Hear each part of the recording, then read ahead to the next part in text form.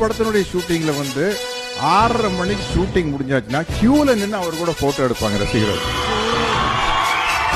இல்ல அத ஒரு சக நடிகனா நான் சிவாவை எப்படி பாராட்டுறேன்னா, என்னதான் ரசிகர்கள் மேல அன்பு இருந்தாலும் 6:30 மணிக்கு பேக்கப் ஆனோம்னா ஓடலான்னு தான் தோணும். இல்ல சாரி, பேக்கப் அப்படின்னா உடனே காரில் ஏறி போலான்னு தான் தோணும். ஆனா நாங்கெல்லாம் அப்படி பறந்துடுவோம்.